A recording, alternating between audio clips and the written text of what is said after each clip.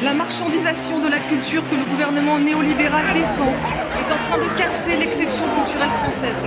Il n'y a pas un seul film qui montre des problèmes ouvriers. Il n'y en a pas. Nous sommes en retard. Mais en fait, j'étais très en colère. Macron, explosion! On ne doit pas laisser le cinéma français tranquille. Ce qui me pousse à continuer à se faire. Les gens qui n'ont pas accès à la parole. Tu connais. On se doit de leur faire de la place. Je suis au courant de tout. Bienvenue dans le futur. Bonjour et bienvenue dans ce 10e épisode d'Et pourtant ça tourne, à 10 comme les 12 travaux d'Hercule moins 2, 10 ans comme la chanson d'Alain Souchon, ou le nombre d'années que Macron passera à l'Élysée. Il en reste 2. Enfin, ça, c'est si on ne nous change pas la Constitution avant. Pour les gens habitués à notre humble host, non, Elmar n'est pas malade au point de changer de voix, mais c'est Mao qui vous parle et qui assurera le rôle de présentateur en intérim. On n'est pas sorti du sable. Bref, trêve de digression, puisque ça risque d'être trop long. Aujourd'hui est un épisode spécial qui personnellement me ravit, mais pour maintenir encore un peu le suspense, je laisse la parole aux formidables personnes à cette table. La première à parler est Marine. Bonjour à toutes et à tous, ici c'est Marine, j'espère que vous allez bien. Je reviens d'un petit voyage à Marseille qui a été malheureusement très pluvieux, mais bon, c'est pas grave, il était revigorant. Et pour vous tenir au courant sur mon épopée semi-marathon, j'ai mis 2h05 et c'était génial. Bravo Marine, hein. Il faut quand même te féliciter, voilà. On applaudit Marine. Puis la troisième voix, et c'est absolument dingue que tu sois là, je te laisse te présenter à nos auditeurs et nous dire ce que tu fais dans la vie. Bonjour, je suis Arlindo Constantino, actuellement président d'Act Up Paris. Sinon, dans la vie, je suis libraire à la librairie du musée du Louvre, en arrêt maladie actuellement. Donc, du coup, je me réinvestis pas mal dans Act Up Paris actuellement. Alors, je répète que moi, je trouve ça absolument ouf que tu sois là pour le podcast, mais ça, c'est autre chose. Donc, comme vous vous en doutez désormais, sinon on ne te ramènerait pas ici, aujourd'hui, on va parler de VIH-Sida au cinéma, et plus précisément dans le cinéma français. Un épisode d'actualité suite à l'élection de Donald Trump qui met à mal toute la lutte contre l'épidémie depuis 30 ans, plus de 30 ans, mais aussi une utilisation du préservatif toujours en baisse. Selon l'OMS, 23% de jeunes garçons et 27% des jeunes filles n'ont pas utilisé de préservatif pour leur dernier rapport. La plupart ne se font pas tester et ne prennent pas la pilule. Ça fait froid dans le dos. Bref, alors aujourd'hui, sortez vos mouchoirs, votre combi en latex et vos pancartes. On est parti. Dans cette première partie, nous allons vous parler des représentations du sida, les premières au cinéma.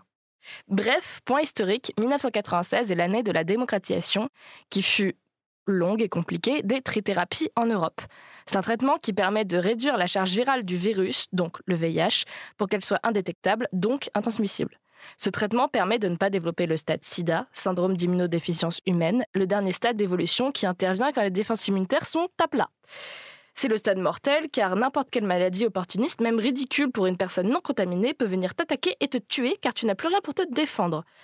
Les films dont nous allons parler sont sortis avant l'arrivée des trithérapies, et c'est un paramètre à prendre en compte dans le regard qu'on pose dessus, et les comportements qu'ils présentent, qui peuvent être aujourd'hui, pour certains, questionnables. Le premier à passer à la casserole est Les Nuits Fauves, de Cyril Collard, adapté de son autobiographie fictionnelle et sorti en 1992. Qui veut prendre la parole en premier sur Les Nuits Fauves ? Je viens prendre la parole en premier. Je l'ai vu justement parce que t'en parlais beaucoup des Nuits Fauves et je me suis dit c'est un film assez important et assez pionnier sur cette période-là. J'avoue que je m'attendais vraiment à avoir un truc révolutionnaire, une mastodonte qui m'arrivait dans la tête comme ça et j'ai été presque un peu, pas choquée mais brusquée par tout. Enfin, j'ai été, assez bouleversée, mais pas dans le bon sens du terme parce que le film représentait, parce que je trouvais qu'il représentait. Enfin, je m'attendais à ce que ce soit un film qui représentait uniquement la lutte contre le sida et une personne qui vit avec, alors que ça représente beaucoup plus que ça et ça fait juste... Enfin, le personnage, du coup, il est atteint du VIH-Sida. Et qu'est-ce que j'allais dire ? Oui, donc en fait, il n'est pas cantonné uniquement à cette maladie-là. Et j'ai trouvé ça assez chouette que le film ne cantonne pas juste ce personnage à cette maladie et qu'il explore d'autres sujets. Bon, j'aurais préféré qu'il choisisse d'explorer d'autres sujets et d'autres aventures, mais j'ai trouvé qu'il était assez cool. Et si ça permet, parce que j'ai eu un cours, enfin, je suis à un cours actuellement à la fac de cinéma queer et on a pas mal parlé du sida en tant que période assez charnière de développement du cinéma queer, du fait que l'épidémie du sida a permis une effervescence au niveau du cinéma, notamment du cinéma queer, et donc il y a plein de films qui sont sortis qui parlaient du sida et de l'épidémie, faits par des personnes queer, et donc ça a permis une certaine visibilité de ces personnes-là. Le revers de la médaille, c'était que du coup, les personnes queer et les films queer étaient souvent relayés à l'aspect uniquement sida. Et donc, on a vu un peu tout ce paradoxe. Et donc, je trouve ça assez chouette de commencer par parler des Nuits Fauves parce que c'est un peu, pour moi, c'est un peu le film pionnier et emblématique du début de la crise du sida et de sa représentation au cinéma avant les trithérapies. Alors, moi, j'ai un tout autre regard, puisque, en fait, je l'ai regardé, moi, il y a 30 ans, quand il est sorti, ainsi de suite. Il y a plein de choses à dire en fait en termes de contexte historique.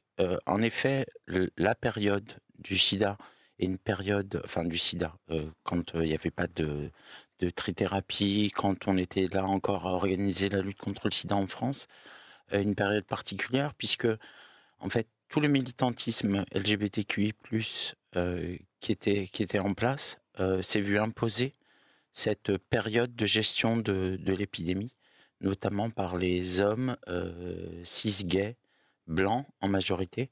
Et donc, du coup, on n'a pas dans les assos, en général, on n'a pas beaucoup milité sur le reste. D'où cette, on va dire cette période subie, ne serait-ce aussi qu'en termes de militantisme, ce qui a retardé notamment des questions comme la conjugalité, la filiation, même si on sortait, on va dire, d'une période d'années 70 très anti-mariage, très comme ça, voilà, il y a eu cette période de la lutte contre le sida voilà, il a fallu gérer l'urgence, comme on disait à ACT UP. Ensuite, pour me concentrer plus sur Les Nuits Fauves, de et avec Cyril Collard, le problème à l'époque a été tout de suite un problème de représentation et d'identification. La parole de Cyril Collard, c'était celle d'un mec cis-gay blanc qui en effet était contaminé, mais d'un cis-gay blanc acceptable, c'est-à-dire sous les traits quasiment d'un hétérosexuel. Et je me demande même si, dans mes vieux souvenirs, c'est bien de ne pas avoir tous les souvenirs, s'il n'était pas bisexuel dans le film. Voilà. Donc, on va dire c'est encore la période d'une image acceptable, enfin, en tout cas présentée comme telle, de l'homosexualité, même si en effet, dans le film, il y a des moments, on va dire, plus interlopes, plus sombres, notamment, je pense à ce passage sur les quais d'Austerlitz où il va draguer, voilà. Et puis c'est vrai que ça faisait partie de à l'époque, de nos spots de drague en extérieur. Tu vois, je suis vraiment contente d'avoir ton avis sur le film et aussi d'avoir ce contexte que moi j'ai vraiment le contexte théorique parce que c'est mon sujet de mémoire, mais j'ai pas le contexte de vécu, donc c'est cool d'avoir plusieurs la pensée théorique mais qu'il n'a pas vécu et la pensée vraiment large. Par contre, moi, l'aspect bisexualité, je le trouve hyper intéressant, je le mets au crédit du film parce que Cyril Collard, tu le regardes en interview, tu lis son livre, c'est vraiment un mec bisexuel en fait. Et la bisexualité au cinéma, je la trouve très peu montrée. Et le fait en fait que ce soit montré dans ce film, alors oui, ça peut être du coup perçu comme le fait de rendre une personne gay acceptable, et je trouve que c'est amplement légitime ce que tu dis, mais d'un autre côté, ça montre un regard qui est jamais posé en fait. Oui, justement. Mais alors, pour creuser cette question-là, c'est-à-dire que la bisexualité, qui pour le coup est très peu représentée et sous-représentée de manière générale dans les arts, mais notamment au cinéma, ou alors elle est présentée dans l'industrie pornographique comme un truc assez bankable, quoi. On peut être avec des mecs et avec des meufs en même temps, donc c'est très bankable, mais j'ai l'impression que c'est un peu on fait de la bisexualité un hochet qu'on peut en fait utiliser d'un côté comme de l'autre, qu'on peut critiquer, comme dire non c'est génial et compagnie. Moi j'ai pas de jugement sur la bisexualité, j'ai pas de jugement sur le fait que Cyril Collard était bisexuel. Là où j'ai un jugement, encore une fois, c'est parce que c'est important de parler de fait social, c'est-à-dire que pour produire ce film de Cyril Collard à l'époque, il valait mieux qu'il y ait une personne en tant que sujet bisexuel, c'est-à-dire vers lequel le grand public puisse s'incarner, puisqu'en général, quand on regarde et qu'on apprécie un film, c'est qu'on s'incarne dans un personnage. Que ce soit dans la vraie vie, un acteur, une actrice, mais que ce soit dans la symbolique de ce qu'apporte le personnage. Là, pour le coup, Cyril, c'était les deux, quoi. Et puis c'était la vie de beaucoup de mecs. Et d'ailleurs, au début de l'épidémie, pour qualifier les publics visés en termes de prévention, ainsi de suite, on parlait, outre les homosexuels, on parlait de bisexuels. Et très vite, il y a des gens qui se sont levés contre cette dénomination. Ils n'ont pas dit non, pas bisexuel. Ils ont parlé d'hommes ayant des relations sexuelles avec les hommes. Et ça, par exemple, ça a été une manière de les qualifier, ces personnes-là, pour... dans les données épidémiologiques, puisqu'il peut y avoir des hommes hétéros qui vont aller sucer de la queue au bois de Vincennes ou au quai d'Austerlitz, qui vont rentrer chez eux et socialement ils vont continuer d'être hétérosexuels, c'est-à-dire avoir une vie de famille, être mariés et compagnie. Néanmoins, ils ont des relations avec d'autres hommes. Voilà. Donc, pour synthétiser, voilà, et nous, à l'époque, à ACT UP, on gueulait un petit peu contre ça, déjà, du fait de la représentation. Ok, bon, Cyril Collard était bisexuel, ça ne posait pas de problème, sauf que, voilà, en termes de représentation, c'était plus simple à faire passer. Et puis, par ailleurs aussi, c'est que la vision du cinéma de Cyril Collard a été une vision assez... romantique, pas loin d'un romantisme morbide qu'on a pu voir par exemple dans la littérature avec Hervé Guibert. Mais c'est vrai que, pour te rejoindre sur ce point-là, je trouve que le cinéma permet, lorsque c'est pas forcément hyper bien fait, de romantiser certains faits qui sont pas vraiment romantiques, voire même pas du tout. Et aussi, je voulais savoir, j'avais une question par rapport à la représentation des femmes dans le sida, dans la crise du sida, parce que je ne sais pas si c'est un point qu'on allait aborder ensuite, mais j'avais fait 2-3 petites recherches pour mon cours du cinéma queer, justement, et parce que je ne savais pas, en fait, si les femmes avaient autant été contaminées par le sida, si l'épidémie avait été aussi importante pour elles, parce que j'avais jamais vu une représentation d'une femme contaminée par le VIH, mais pourtant, par exemple, dans Les Nuits Fauves, la petite amie de Cyril Collard, Laura, voilà, elle parle qu'elle est contaminée, elle dit qu'elle est contaminée, mais je me suis même dit, est-ce que c'est possible qu'elles soient contaminées? Parce que j'avais jamais entendu parler de femmes contaminées par le sida, et pourtant, j'en voyais, mais je me disais, on m'a jamais explicitement dit que cette épidémie avait touché autant les femmes que les hommes. Et donc, je voudrais savoir si c'est le cas, même si je pense que oui, c'est le cas. Du coup, moi, j'ai plus l'aspect théorique et surtout du conducteur, parce que effectivement, si tu regardes les films qu'on a sélectionnés, ils sont quasi tous réalisés par des hommes, ouais. Et qui parlent de mecs gays ou de mecs hétéros, mais c'est quand même le mec qui est séropo. Mm-hmm. Alors que oui, il y a eu des femmes contaminées, et aussi beaucoup lors de la période de l'épidémie, les femmes ont beaucoup assisté leurs potes qui étaient contaminés. La communauté lesbienne a été hyper importante à ce moment-là, et tu peux le voir dans 120 BPM avec le personnage d'Adèle Haenel, mais aussi par exemple dans les photos de Nan Goldin. Mais effectivement, les femmes sont vachement invisibilisées au cinéma, et aussi beaucoup quand on parle de cette période-là. Alors, là, Marine, tu pointes un sujet qui est hyper important. Dans la production cinématographique française, qu'elle soit fictionnelle ou non, c'est dans les documentaires qu'on retrouve le plus la présence des femmes.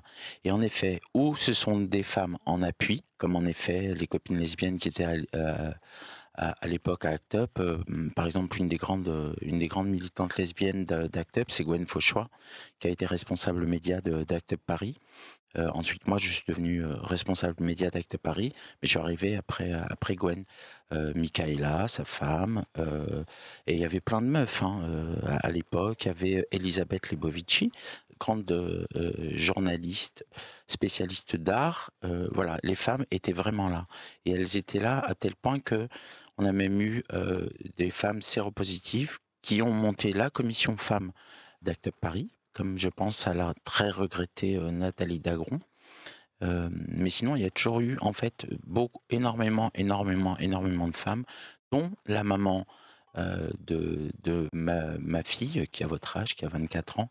Donc voilà, on s'est lancé dans un projet parental avec Claire il y a maintenant plus de 24 ans. Voilà. Donc oui, les femmes, en fait, s'il n'y avait pas eu les femmes à Act Up, je ne suis pas sûr qu'on aurait tenu aussi longtemps.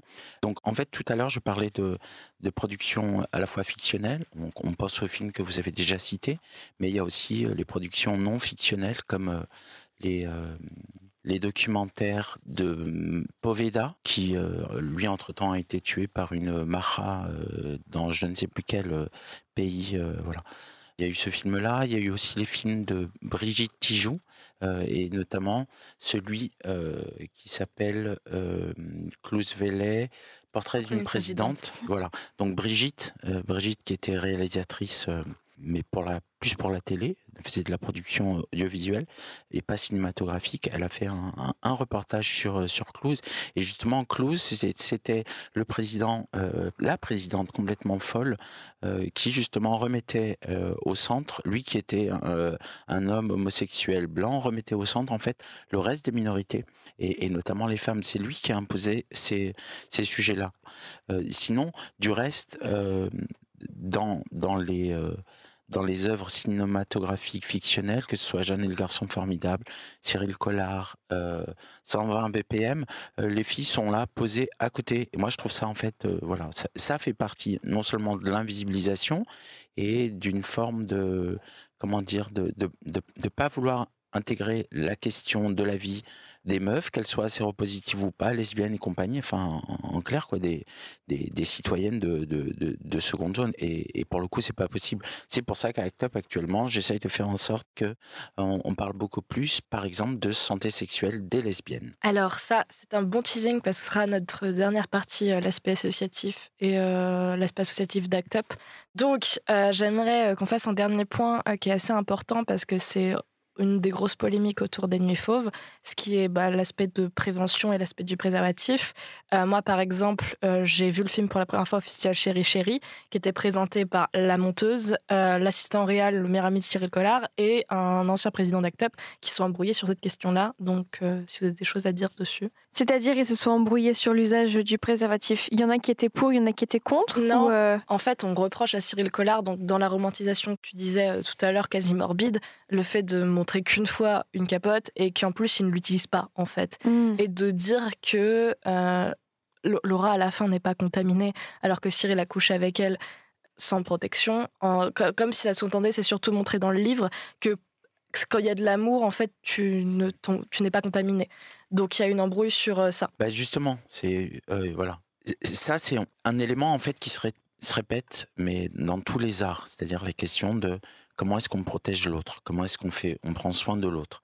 Mais aussi quand est-ce qu'on décide de ne pas prendre soin de l'autre. Et que la capote, en plus d'être un objet, un outil important pour la prévention de la lutte contre la transmission du VIH et des IST aussi, c'est un objet symbolique, c'est une manière de dire, ok, tu vois, il y a ça, on négocie, est-ce qu'on le prend, est-ce qu'on ne le prend pas, avant on a discuté et compagnie, alors que là, souvent, en fait, il faut toujours se rappeler que la capote, c'est la responsabilité du mec, et que très souvent, en tout cas dans les relations hétérosexuelles, si le mec veut pas la porter, il la porte pas. Voilà. Et que ça, c'est une violence. Ça, c'est un manque de consentement. D'ailleurs, c'est pour ça qu'ensuite, après un certain moment au début de l'épidémie, il y a la question des préservatifs internes, qu'on a appelé aussi préservatifs féminins, qui ont été une manière de laisser aux femmes reprendre la main, mais pas qu'aux femmes, aussi aux homosexuels passifs, voire très passifs, qui se mettaient en interne le préservatif pour être sûr d'être protégés.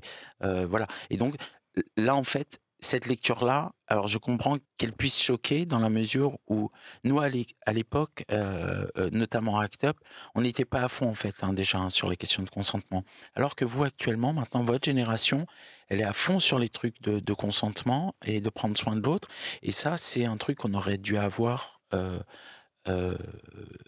depuis, j'allais dire des milliers d'années, mais moi, c'est une image, mais évidemment qu'on aurait dû l'avoir, parce que ça aurait pu éviter bon nombre de contaminations. Moi-même, quand j'étais jeune, quand j'ai commencé à avoir des relations, un jour, un mec a proposé de me niquer sans préservatif, et puis, à un moment, j'ai dit oui, quoi.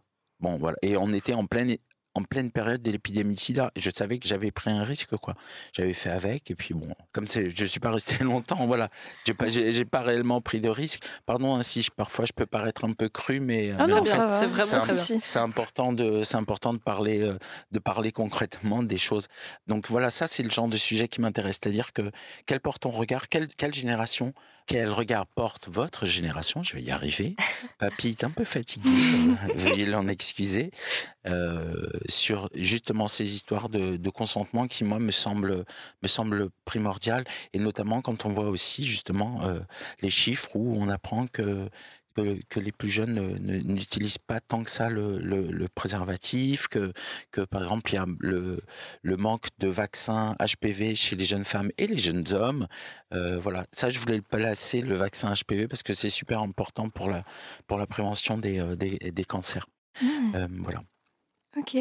Si je peux ajouter quelque chose, j'ai l'impression qu'en fait, personnellement parlant, dans ma génération, j'ai l'impression qu'on voit un peu tous les préservatifs comme quelque chose de drôle ou comme une blague presque, et qui sont des entraves au plaisir. Parce que combien de fois quelqu'un m'a dit « Ah non, je vais mettre une capote, franchement, je sens rien, ça sert à rien, je vais rien ressentir et tout, toi ça va, t'en as pas, mais moi si ». Et au final, on arrive à un débat et voilà quoi. Et j'ai l'impression que c'est un truc qui est un peu tourné au ridicule. En mode, c'est juste un truc un peu visqueux, un peu dégueu, qui est souvent moqué dans les cours de récré, où on s'envoie, on le gonfle en ballon, on se le jette dessus et tout, en mode ah c'est hyper bizarre, c'est ridicule et tout. Et au final, ça lui retire complètement son aspect de comment on appelle ça, presque de médicament ou de quelque chose qui permet de protéger justement, et qui devrait pas être une entrave au plaisir ni quelque chose de tourné en ridicule. Et je trouve que c'est un truc que déjà on nous en parlait quasiment pas au collège et au lycée. Enfin, moi j'ai eu 0 cours d'éducation sexuelle, sauf peut-être un dont je me rappelle pas trop. Et je trouve que c'est assez mal amené, et je termine rapidement, mais je trouve que, oui, surtout dans les jeunes générations, on se moque de ce genre de choses et on le tourne au ridicule, et au final, ça perd tout son propos en termes de santé, en termes de politique et tout, et donc, voilà, c'est mon ressenti dessus. Juste pour en dire ce que tu dis, après je te laisse la parole et je conclurai sur ce point. Les cours d'éducation sexuelle, je crois que c'est depuis 2001 ou 2002, sont censés être obligatoires. En tout cas, ça a été voté par l'Assemblée nationale. Force est de constater que tu n'es pas la première personne à me dire que tu n'as pas eu de cours d'éducation sexuelle en SVT. Et si je peux rajouter juste un truc hyper rapidement, mon cours d'éducation sexuelle, c'était comment se reproduire. C'était pas comment coucher ensemble. Voilà, donc ça, je trouve ça absolument dramatique. Moi, j'ai eu de la chance dans ma scolarité d'avoir en majorité des profs merveilleux, ce qui fait que je crois que j'ai eu mes 3 cours d'éducation sexuelle, si ce n'est plus. On avait une super prof de SVT qui nous a montré le site Choisir sa contraception, qu'une gynéco m'a montré alors que j'étais déjà à la fac depuis 2 ans. J'étais, tu vois, moi j'ai une super prof de SVT qui me l'a montré au lycée, mais c'est pas la majorité, et donc c'est affreux. Surtout que beaucoup de parents ne forment pas non plus leurs enfants à l'éducation, à la sexualité. Donc, si tant de jeunes n'utilisent pas de préservatif, c'est aussi parce qu'on ne leur dit pas à quoi ça sert et pourquoi c'est important. Et c'est pour ça qu'on se retrouve avec des enfants qui tombent malades ou qui ont des grossesses non désirées. Voilà, je rappelle que les réseaux sociaux font quand même une bonne partie de prévention et qu'il y a beaucoup de merde, mais il y a aussi beaucoup de trucs bien.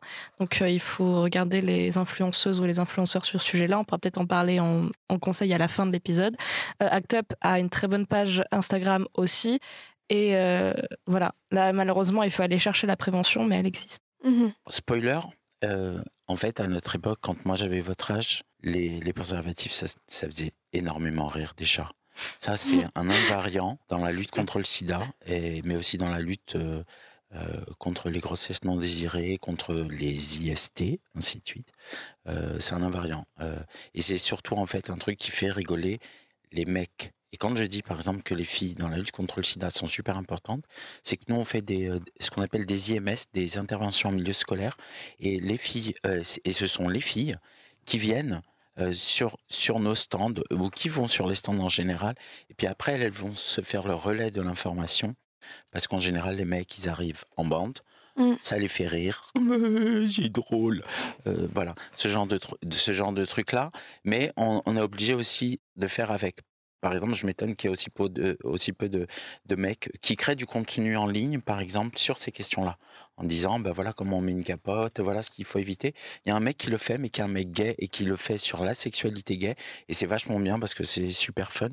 Voilà, si j'avais le temps, au-delà de ma présidence, j'adorerais faire ce genre de truc-là. Et en fait, je remonte un peu le communication Act Up, mais c'est le genre de truc sur lequel j'aimerais vraiment travailler en termes de production visuelle, parce que voilà, c'est tout ça. Donc, si je peux me permettre de te rassurer, c'est exactement la même chose. Mais c'est vrai que vous avez vécu, vous, une période où on commençait à dire que le sida, c'était moins grave, parce qu'il y a des traitements qui fonctionnent bien et compagnie. Et c'est pour ça que dans les données actuelles, ce sur quoi on essaye de beaucoup insister, c'est sur les questions de prophylaxie, pré-exposition, ce qu'on appelle des PrEP, où il y a eu des études plus sur les mecs, mais on essaye de faire en sorte que ce soit pour la population générale, et notamment les publics cibles, comme les femmes nées à l'étranger, on va dire dans la partie basse de l'Afrique, par exemple, ainsi de suite, parce qu'elles continuent à être en France les plus touchées, avec les hommes homosexuels, évidemment. Et donc, si on peut avoir un outil supplémentaire la PrEP existe déjà à prendre oralement, mais elle reste assez contraignante. Et puis, c'est surtout qu'elle n'est pas, on va dire, partout. Et elle n'est pas accessible en termes d'information partout. Mais là, il y a une PrEP injectable, et notamment les PrEP qu'on appelle long acting, à durée longue, qui permettent de se faire une injection pendant 6 mois. On est protégé pendant 6 mois, ça évite d'avoir à trop parler du préservatif. Enfin, voilà, ça c'est des informations, par exemple, que nous, en tant qu'experts de la lutte contre le sida, on travaille tous les jours pour, pas seulement pour les homosexuels, mais aussi pour le reste de la population. Ok, alors le fait de parler de la PrEP, on en parlera dans le point suivant. J'aimerais juste conclure en revenant brièvement en Nuit Fauve, en disant que malgré du coup tous les points qu'on a abordés, les Nuits Fauves restent vraiment une pierre assez importante dans le cinéma queer français, et que personnellement moi j'ai un rapport assez ambivalent avec les films dits problématiques. D'ailleurs, j'aime pas trop ce mot, parce que je trouve qu'ils sont très importants, et juste faut les prendre en tant que tels et discuter de ce qui ne va pas. Par contre, du bien ce film a pu faire, parce que c'est pour le cas des Nuits Fauves, c'est vraiment très ambivalent, c'est les deux. Donc moi, les Nuits Fauves, c'est un film que je conseille. Je crois autour de cette table, on le conseille aussi, mais à prendre avec des pincettes et en se renseignant. Moi, je le conseille à fond. C'est-à-dire que même les films que je trouve très, très problématiques, je conseille aux personnes de les regarder pour qu'elles sachent justement, qu'elles connaissent le discours qui est véhiculé. Et je rappelle que Les Nuits Fauves, en fait, c'était une des premières, enfin, pas la seule, mais une des premières représentations importantes des gays dans le cinéma mainstream. Voilà, pas dans le cinéma underground. Donc oui, allez voir, si vous avez l'occasion de voir Les Nuits Fauves, il faut regarder Les Nuits Fauves. Après, il faut remettre en contexte. Voilà. Le livre, je le conseille moins, même si je l'ai lu, parce que le film, on va dire, il y a cet aspect romantique, mais il est plus accessible que le livre, qui pousse le trash. Après, c'est le vécu de plein de gens. Mais par exemple, les scènes du téléphone qu'il y a avec Laura dans le film, c'est vraiment 2% de ce qu'il y a dans le livre, ou c'est la moitié du livre, c'est des scènes sur répondeur. Le livre est assez violent, alors que le film, ça va. Donc, pour lancer la deuxième partie de ce podcast, j'aimerais parler une dernière fois des Nuits Fauves, puisque Cyril Collard est mort 3 jours avant les Césars, où il a reçu, je crois, de mémoire, plusieurs prix, dont meilleur premier film, meilleur film, ce qui arrive très peu. Le doublé, il y a eu Jusqu'à la garde récemment de Xavier Legrand, mais c'est vraiment très rare. Il y a eu le meilleur montage aussi, parce que pour l'avoir revu récemment, le montage nous a fait vraiment rire à certains moments, parce que la monteuse est géniale. Et meilleure révélation pour Romane Bouranger. Et ce qui fait que Romane Beuringer, qui a dû aller chercher pas mal de prix, parce que Cyril n'était plus là, a vécu une soirée en mode j'ai perdu un de mes meilleurs amis, mais en même temps on a eu une consécration. Donc Cyril Collard fait partie de cette génération d'artistes comme Demy, Guibert, mais d'autres qui ne sont pas connus parce qu'ils n'ont pas eu le temps de faire un film ou un livre parce qu'ils sont morts avant. Cette génération d'artistes qu'on n'a pas connue, qui a été coupée, on va dire, dans leur créativité à cause de l'épidémie. Donc, par exemple, c'est ce que disait Marina Foïs, qui a vécu aussi cet épisode-là, mais de façon regard, qu'elle raconte qu'elle a perdu plein d'amis et que surtout, on a perdu toute une génération qui aurait pu faire des films vraiment formidables, des films, des livres, ou même, outre l'aspect artistique, une génération géniale. Donc, dans cette partie, on va parler du cinéma, une double catégorie, du cinéma après épidémie, enfin, après que les trithérapies soient démocratisées. Encore une fois, la démocratisation a pris du temps et n'est pas acquise. On le voit encore avec l'élection de Donald Trump. On en reparlera à la fin, je pense.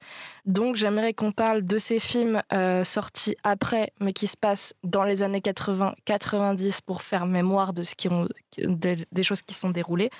Et des films les rares films qui se déroulent après épidémie avec des gens séropositifs, mais sous traitement. Donc, c'était pas très clair. Non, si. C'était clair. C'était très clair. Donc, on va parler en majorité de 2 films d'Olivier Duquestel et Jacques Martineau, qui sont Jeanne, garçon formidable et Théo Hugo dans le même bateau. Et pour ceux qui l'ont vu, moi, je vais en tout cas brièvement aborder Plaire et Micro-Vide de Christophe Honoré. Mais je propose qu'on parle d'abord de Jeanne et le garçon formidable. Jeanne et le garçon formidable, si je peux prendre la parole en premier. Je l'ai vu il n'y a pas très longtemps et je suis contente d'avoir mis autant de temps avant de le regarder parce que je me suis vraiment renseignée sur le film avant de le voir. Et le fait de m'être renseignée autant dessus, ça m'a permis de vraiment comprendre tout le contexte et à quel point j'ai réalisé que c'était hyper important de voir déjà une femme, même si elle n'est pas malade ni sous traitement dans le film, elle est quand même présente dans la relation et aussi que ce soit un couple hétérosexuel qui soit confronté à l'un des partenaires ayant le sida et ça montre vraiment à quel point cette épidémie, elle a déchirer des couples, des groupes, des familles entières parce que du jour au lendemain, la personne qui est contaminée, elle disparaît parce que elle veut pas que son décès potentiel affecte trop les gens et j'ai vraiment beaucoup d'empathie pour cette génération qui du jour au lendemain voyait ses proches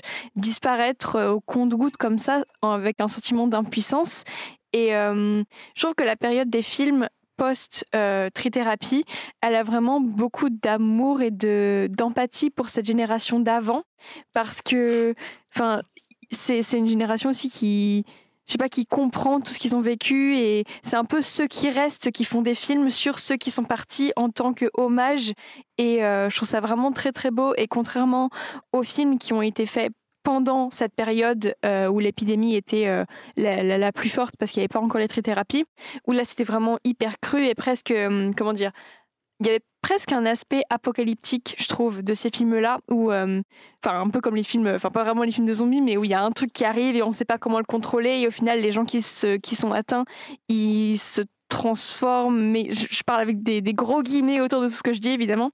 Et là, on montre l'épidémie comme quelque chose de... après les trithérapies, on montre l'épidémie comme quelque chose de... C'est juste une maladie, mais ça fait pas des gens des monstres, ça fait pas des gens différents d'autres personnes, c'est juste des êtres humains qui, malheureusement, ont attrapé cette maladie et ils doivent faire avec, quoi. Donc voilà. Juste avant de te laisser la parole, Arlindo, ce que tu as dit me fait penser à un truc qu'on n'a pas abordé, mais on va juste faire une phrase dessus. L'aspect zombie, c'est ce que tu retrouves beaucoup dans Mauvais sang de Héléos Carax oui. sur cet aspect, parce que jamais le sida ne va porter son nom, mais c'est un film qui en parle, et d'ailleurs, ça a été assez décrié, justement, cet aspect un peu zombie, un peu chose bizarre. Voilà, je te laisse la parole sur le point actuel, pas sur Mauvais sang. Votre analyse et vos réflexions sur la question sont tellement riches et montrent à quel point vous avez compris beaucoup de choses. Entre l'émotion perceptible tout à l'heure de Mao, entre ce que tu dis toi, Marine, il y a un sujet qui moi m'est très cher puisque c'est la culture de mon pays, le Portugal, c'est ce dont on parle, quand on parle de présence de l'absence, de la fameuse saudade. Et c'est exactement ce que disait Mao, c'est ce que tu viens de dire toi, c'est-à-dire les personnes qui restent, qui elles en fait essayent de représenter sur le mur du réel, mais bien que ce soit un mur parfois romancé, quelque chose. Ça peut être en effet la question des morts vivants, mais toute la dimension de l'amour qui a été porté à cette époque-là. Et ce qui est important à savoir, c'est l'amour et le care aussi, hein, du coup, le soin apporté aux autres.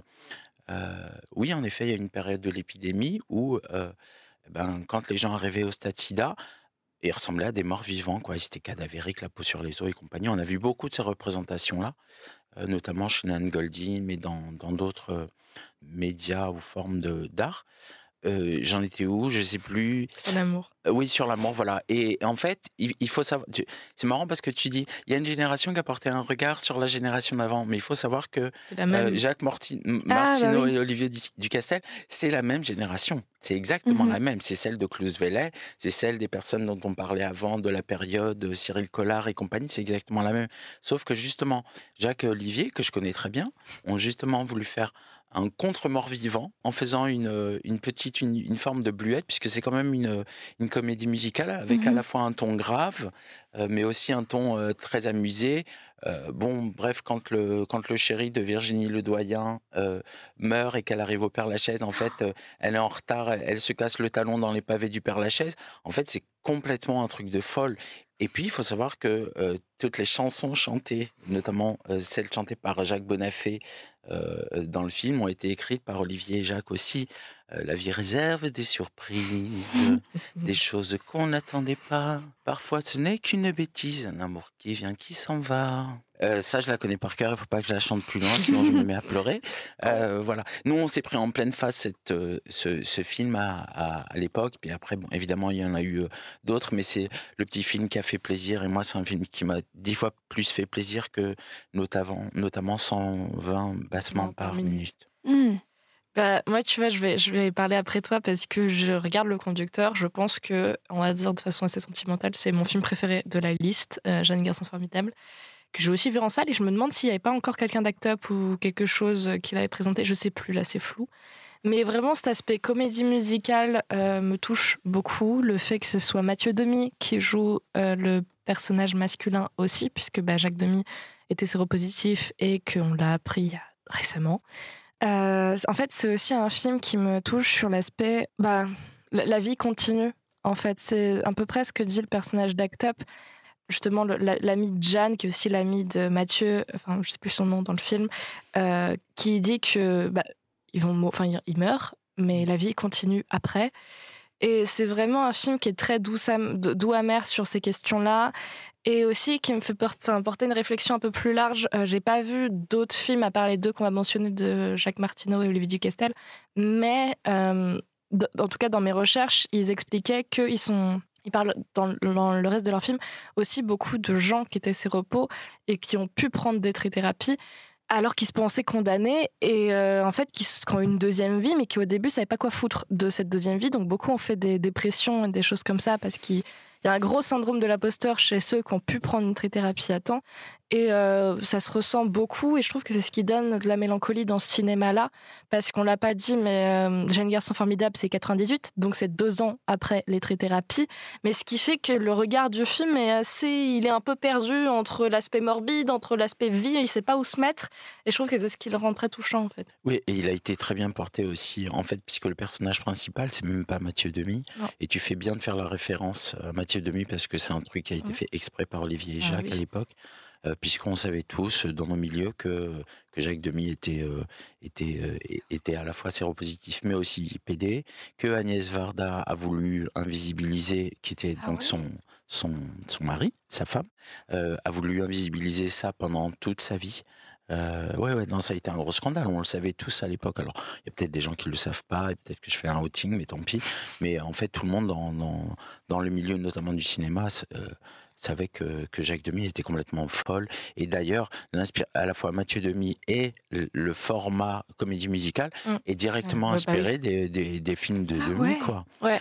Oui, Jeanne et Gaston Formidable, c'est complètement ça. Et j'adore l'autre partie où, je crois que c'est dans ce film où elle chante « J'ai rencontré un garçon Sont formidables. formidable. Ouais, c'est Ah ça. oui, c'est Et puis ça. il y a toute une partie où elle dit, où il y a une de ses copines qui chante Tsing Tao, Tsing Tao, Tsing Tao, Tsing Tsing.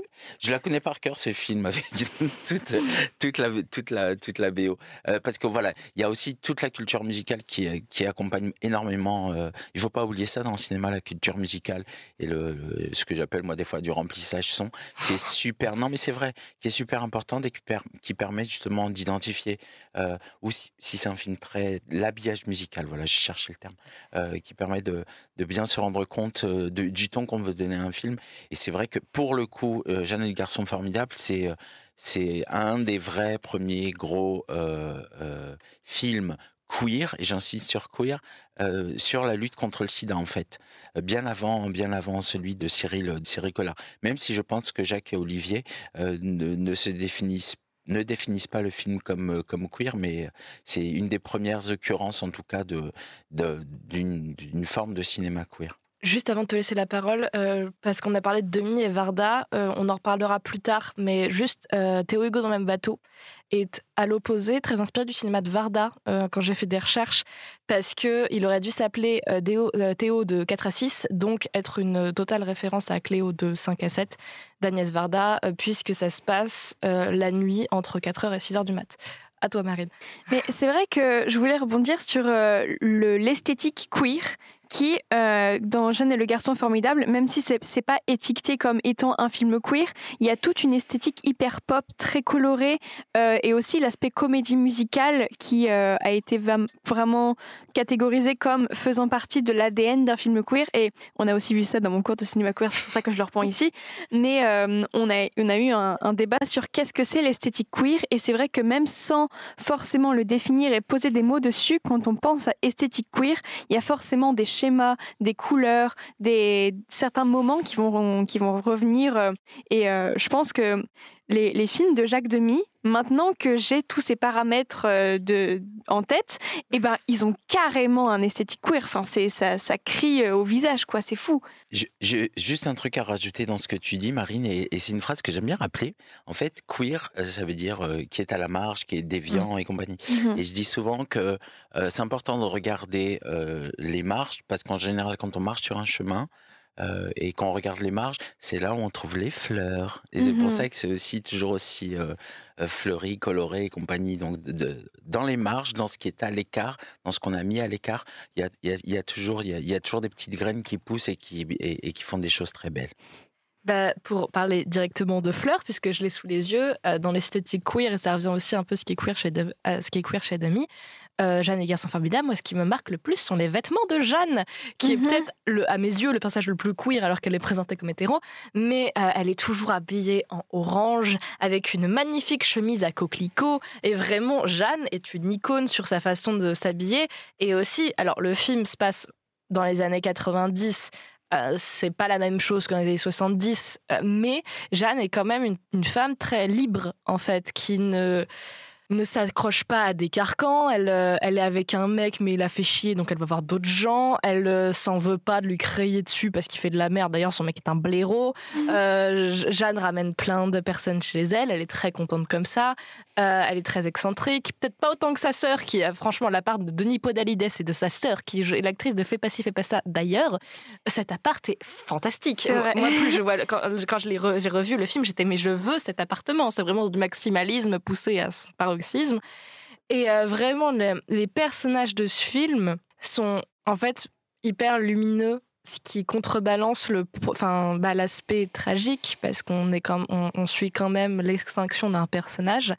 D'ailleurs, personnage qui est peut-être le moins lumineux du film, alors que tout le monde autour essaie de lui faire « Non mais viens dans notre lumière » et il veut pas, mais le film ne va pas dire que ce qu'il fait est mal. En fait, le film comprend tous les personnages, ceux qui sont joyeux, lumineux, même s'ils vivent des choses pas faciles, et ceux qui décident d'être plus reclus parce que tout est entendable. Alors, justement, tout à l'heure, on parlait de la place des femmes dans l'épidémie, et là où, en fait, Jacques et Olivier ont compris ce que c'était que le sentiment minoritaire, c'est qu'ils ont complètement inversé le cinéma de Cyril Collard, qui, s'il avait vécu, aurait pu lui aussi changer, mais ils ont inversé le truc en disant « Eh ben, on va pas parler de préservatif, On va pas parler de ceci, on va parler de la vie de tous les jours, du quotidien, de ce que c'est qu'être, de tomber amoureux ou amoureuse d'une personne séropositive et compagnie, et en clair de s'en foutre. C'était vraiment un truc sur la question de la séropositivité, j'allais dire la séropositivité post-traitement du sida, comment reprendre goût à la vie et compagnie. Et en effet, on se concentre sur quoi? Qu'est-ce qui représente, une génération qui veut continuer d'être libre de faire ce qu'elle entend comme elle entend. C'est une jeune femme super belle, super mignonne, et c'est pour ça que, par exemple, beaucoup de pédales, de folles, de PD se sont énormément reconnus dans Virginie Ledoyen. Et c'est en ça que c'est un vrai truc queer, c'est-à-dire que une espèce de non-binarisme déjà non assumé, mais qui permettait de se projeter, à la fois dans un personnage, ce à quoi sert la représentation au cinéma ou dans n'importe quel type d'art, c'est de pouvoir se projeter quelque part. Et je trouve que le Virginie Ledoyen, elle a un personnage qui est, pour le coup, complètement folle, complètement délurée. Et moi, à l'époque, par exemple, c'était exactement ma vie, quoi. Bref, bon, en plus, je l'ai rencontrée. Dommage qu'en ce moment, elle fasse pas une grande carrière, mais une meuf géniale. Je voulais dire un truc aussi, tout à l'heure, quand tu as parlé du fait d'être séropo et que ça soit pas plus ou moins que tu as dit que c'était pas un sujet. Je trouve que ça, c'est une des choses à mettre le plus au crédit du film, parce que je crois que le personnage de Mathieu Demy lui dit pas tout de suite. Mais en fait, il est séropo limite dans les yeux de Jeanne, comme s'il avait envie de pisser. En fait, c'est pas en fait, ce qui l'importe, c'est le fait que du coup, il en soit malade et qu'il en souffre. C'est pas l'aspect VIH-Sida en tant que tel qui la gêne, alors que là, on le voit même encore aujourd'hui. Par exemple, je suis pas homosexuelle, mais j'ai beaucoup de potes qui me racontent que première question, est-ce que t'es clean? Alors qu'en vrai, ça devrait pas être un sujet si la personne, en fait.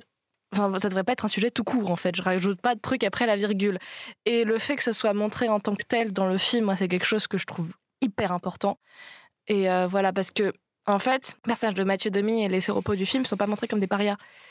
En fait, à la rigueur, si il y a un aspect paria, c'est eux qui se le donnent, mais c'est pas les autres.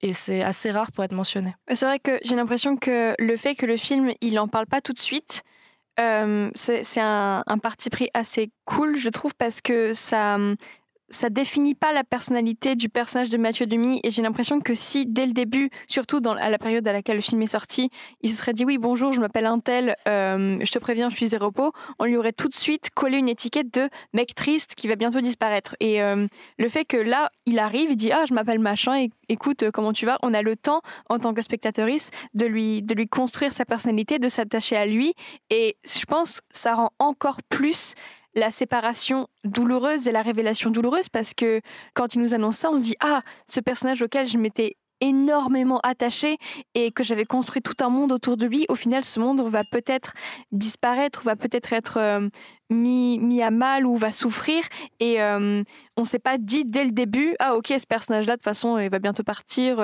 et ça va être c'est un peu le personnage contaminé entre gros guillemets qu'on s'est mis dans notre tête. Alors justement, en fait, ce que tu dis, moi, ça me fait rebondir sur un point. Tu pourras dire autre chose après, Arlindo, si tu veux.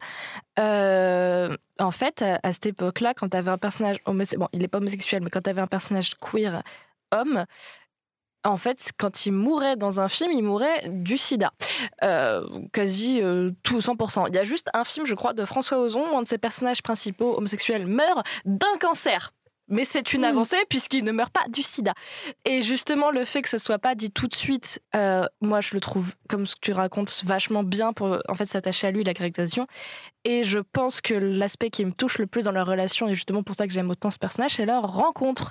Parce qu'ils se rencontrent dans un métro, elle lui tombe littéralement dessus parce qu'il y a un mouvement de foule et de rails. Et c'est trop bien, c'est hyper simple comme rencontre, mais c'est hyper fluide. Et ce qui nous lance vraiment ce personnage directement.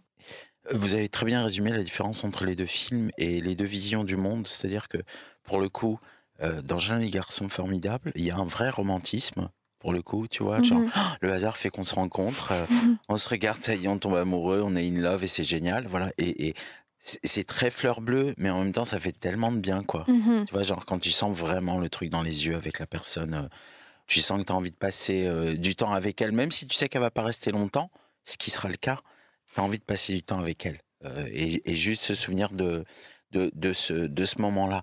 Il y a un autre truc important aussi que vous mettez en exergue, c'est, en tout cas dans Jeanne et les garçons formidables, et qui me semble super important, c'est l'injonction. Alors, nous à Act Up, et je peux pas faire de leçon là-dessus, parce que on a longtemps fait une injonction à la visibilité. C'est-à-dire que si on voulait sortir du silence, défendre nos droits, il fallait de toute manière qu'on soit une génération sacrifiée en se disant on va être super visible, alors que comme tout le monde on aurait peut-être bien juste aimé vivre pépère, voilà. Mais bon, voilà, l'urgence était là, on s'y est collé. Moi ça me va très bien, je regrette pas du tout, hein.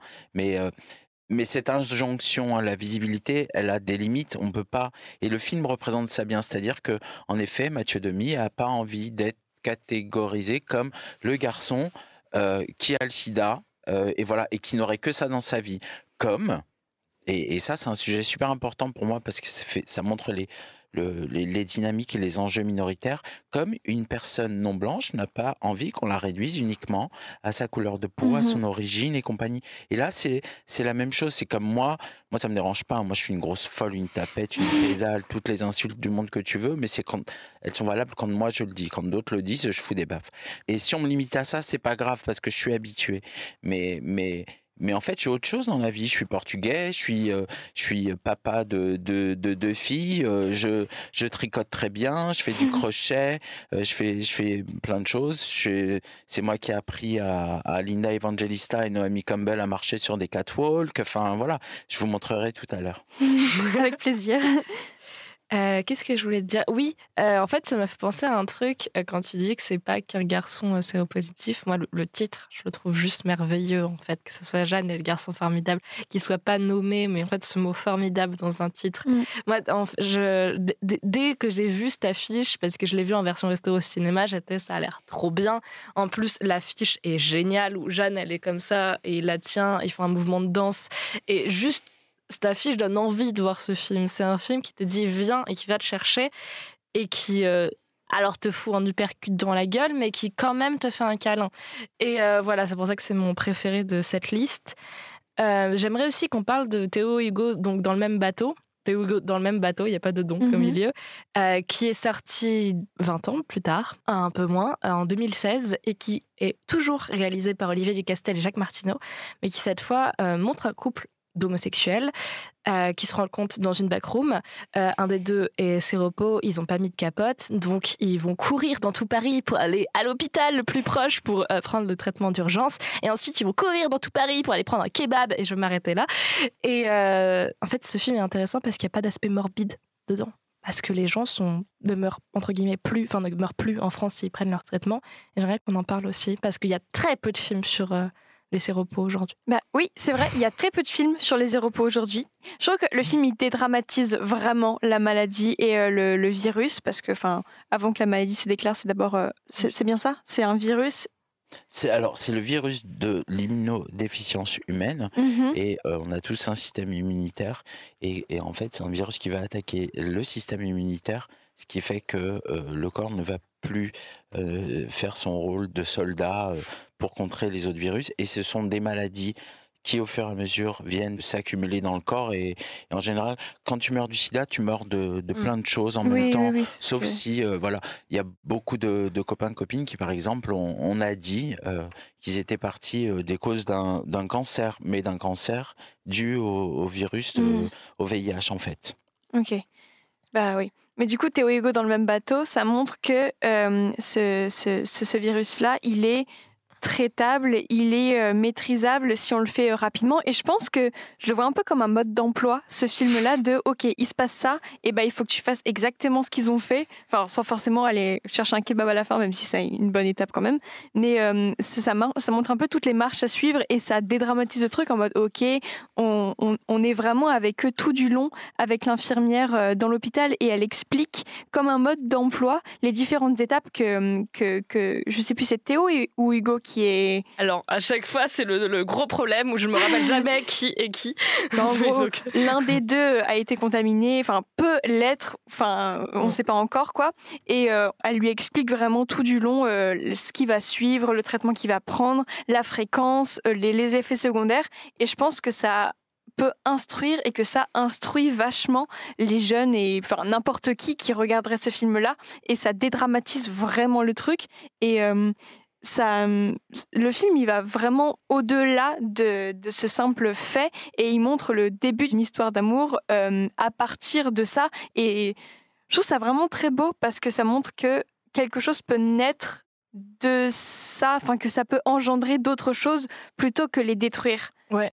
Et tu vois, c'est sans aucune offense à Act Up ni à plein d'assaut, je trouve que Théo et Hugo dans le même bateau est peut-être le meilleur spot de prévention que j'ai vu de ma vie, même si c'est pas que ça, mais ça fait aussi ça peut faire aussi office de spot de prévention, même si, donc, encore une fois, ce n'est pas que ça, je me répète. Et je pense que les plateformes où tu peux le trouver jouent. C'est-à-dire que pour faire une petite histoire, sans trop digresser, Théo Hugo, je l'ai emprunté à la médiathèque de Bordeaux, parce qu'il y était, moi je savais pas de quoi ça parlait. Et le début commence par une partouze gay non simulée dans une backroom qui dure 16 minutes. Et force est de constater que le DVD de la médiathèque ne marchait pas. Mais pile sur cette partie de partouze, alors soit une personne très de droite, très catho et très prude, a rayé juste cette partie du DVD, mais franchement, je ne sais pas comment elle a pu faire. Soit les anciennes personnes de la médiathèque ont maté que cette scène de partouze gay en boucle jusqu'à rayer le DVD. Donc, j'ai pu voir Théo Hugo, le début, sur un site porno gay. Et d'ailleurs, je me suis rendu compte que c'est vrai. Tu vas sur Pornhub, tu vas sur des sites 100% gays, tu as tout un circuit de cinéma queer, en fait. J'ai vu des films de Dolan en qualité 2, mais ils y étaient. Il y a 120 battements par minute, et vraiment, je pense que j'ai vu aussi Call Me By Your Name, Moonlight, etc. Donc, je reprends cette idée de spot de prévention. Alors oui, les gens vont voir Théo Hugo sur leur site s'ils tombent dessus pour la partouze, mais s'ils le regardent en entier après leur séance, bah ils peuvent apprendre des trucs. Moi, je l'ai pas vu ce film-là. Ouh, shame on me. Je l'ai pas vu ce film-là. Mais est-ce qu'il y en a un des deux qui meurt à la fin ou pas ? Non. Voilà. Enfin, on sait pas. À la fin du film, non. Mais à la fin de sa vie, on sait pas au final s'il est contaminé ou pas. Ça reste vraiment en suspens et limite, c'est plus leur problème. Ouais, et après, maintenant, t'en meurs. Alors justement, parce que en fait, en France. Il faut remettre en contexte la question du sida, notamment dans le cinéma LGBTQI+, ou le cinéma queer, comme on pourrait le dire aussi. Il faut toujours savoir qu'en termes de représentation, notamment des gays, mais des LGBTQI+, un bon héros est un héros mort à la fin. Voilà. Parce que ça rajoute en dramatisation et compagnie. C'est pour ça que j'ai regardé peut-être 150 000 fois Brokeback Mountain, mais voilà, ce qui fait pleurer, c'est quand évidemment la fameuse présence de l'absence, où il prend cette veste en cuir avec le col un peu en velours. Depuis, j'essaie de trouver une veste comme ça, mais j'arrive pas à en trouver. Non, voilà. Et c'est important de marquer ça, et c'est pour ça que je demandais si pour Théo et Hugo, ils meurent à la fin, parce que du coup, c'est aussi sortir un petit peu des narratifs qu'on a eu jusque-là, et pour se dire, il peut y avoir des fins heureuses, mais bon, même si la fin n'est pas vraiment heureuse, après tout, on s'en fiche, c'est comme pour tout le monde, quoi. Et ce film doit être beau pour ça, donc j'ai très envie d'aller le voir, et j'irai voir, comme dit Mao, la première partie sur le site de cul. J'adore. Alors, sur ce que tu as dit, sur cet aspect mortalité, je vais parler d'un film qui n'est pas du tout dans le conducteur, mais juste pour ça. Récemment, il y a 2 ans, il est sorti il y a 2 ans déjà, j'ai été voir le film 3 nuits par semaine, réalisé par une... Alors, je suis dégoûtée, j'aurais voulu dire son nom de drague, mais je ne l'ai pas. Donc, réalisé par une personne qui fait du drag queen, et avec Pablo Poli et Cookie Kenty. Ah, Cookie Kenty, j'aime trop. Ouais, moi, je connaissais pas Cookie Kenty, je suis allée juste parce que je suis amoureuse de Pablo Poli, ça c'est autre chose, il est roux. Bref, et en fait, 3 nuits par semaine, pourquoi j'en parle ? Parce que donc c'est une histoire d'amour entre un mec qui pensait qu'il était hétéro et qui tombe amoureux de Cookie Kenty, donc une drague, mais aussi sa personne hors show. Et en fait, pourquoi j'en parle ? Parce que je l'ai vu avec la réalisatrice, qui était venue aussi habillée dans sa sublime tenue de drague, et qui expliquait que son film, je spoil, personne ne meurt à la fin. Et elle disait que malheureusement dans le cinéma gay, à chaque fois le héros il meurt, ou que ce soit du sida, d'une maladie, et donc à un moment elle dit oui, vers la fin du film vous avez vu il y a la route. Moi je me suis dit est-ce que je le ferais pas se faire shooter par un camion, parce que je vais juste respecter en fait l'adage du cinéma queer qui fait que forcément mon héros il meurt. Et donc elle ne le fait pas, et je suis contente de voir de plus en plus de films queer qui ne sont pas forcément centrés sur la vie, mais ne sont pas aussi jusqu'au boutiste, on va dire, sur leur fin. J'avais vu ça dans mon cours de cinéma queer, encore une fois. C'est qu'il y avait, je pense que ça découle du Code AIDS, mais je suis pas sûre. Mais en tout cas, dans cette période-là, les personnages LGBTI+, étaient autorisés, mais ils devaient forcément être représentés en tant que mâles, ou alors devaient avoir une fin tragique. Et donc, il y avait pas mal, quasiment, toutes les représentations de personnages LGBTI+, avaient une fin tragique, et donc on appelait ça des représentations négatives lorsque on n'avait pas envie de s'identifier à ces personnages-là parce qu'on savait qu'à la fin, ils allaient mourir, et que c'était en sorte une sorte de punition en fait, de ok, t'es queer, t'as pas de vie qui peut continuer. Et à partir d'un certain moment, donc il y a eu l'abolition du Code AIDS, et je pense que le Code AIDS, c'était aux États-Unis, mais ça a un peu influencé la production cinématographique globale et mondiale. Et on voit de plus en plus de représentations dites positives, donc où le personnage queer a une fin heureuse, entre guillemets, mais il a juste une fin où il continue de vivre, tout simplement. Il meurt pas. Et il meurt pas surtout parce qu'il est queer. Il peut mourir d'autres choses. Ça, c'est grave, mais c'est moins grave, mais juste le fait qu'il soit queer ne définit pas sa vie, un peu, mais ça définit pas la manière dont il va mourir ou vivre. Il est queer comme une envie de pisser, c'est bien ce que j'aime bien, c'est ce que j'aime bien dire sur le cinéma. Il peut crever parce qu'il s'est planté une fourchette dans le cul lorsqu'il essayait de s'asseoir après une grosse soirée. Oui, c'est pour remettre une forme de normalité. Non, je voulais juste intervenir, alors je m'éloigne un peu de Théo Hugo, mais pas de problème. Je voulais intervenir sur un truc que tu disais à propos du Code AIDS. Longtemps, le cinéma hollywoodien a joué avec tout ça. Et il y a un film vraiment... Alors voilà, si vous êtes spécialisé dans le cinéma, regardez The Celluloid Closet. Ah, je l'ai vu, ouais. Et il est génial parce que, voilà, c'est la fin de... Alors, je me rappelle plus du nom de... Nobody's Perfect, avec... Bon, bref, Tony Curtis et Marilyn Monroe, je crois. Voilà. Je l'ai vu. Voilà. Et ce film est vachement bien, mais c'est aussi Charlton Heston, des trucs complètement queer où le réalisateur faisait exprès de jouer des scènes assez homoérotiques, alors que certains acteurs étaient des caricatures de mâles hétérosexuels. Bref, voilà. Ici, à l'occasion, il faut regarder ce film, puisque les films français en tout cas queer, ont énormément été aussi influencés par ce cinéma-là, notamment le cinéma hollywoodien. C'est toutes les comédies musicales, c'est voilà. La comédie musicale, c'est pour ça qu'on la retrouve dans pas mal de films, y compris 120 ppm, fait partie de la sous-culture. Il faut savoir, par exemple, que Larry Kramer, le créateur d'Act Up New York, au départ, il a commencé dans le théâtre et dans cette tradition du théâtre américain et aussi de la comédie musicale, même si lui il n'a pas fait de comédie musicale, mais il y a toute cette tradition là de narration qui est super importante. On va devoir passer brièvement à la troisième partie parce qu'il nous reste techniquement 20 minutes sur cette partie après à te faire une brève conclusion. Je vais juste placer du coup le nom de la réalisatrice de 3 nuits par semaine que je n'avais plus.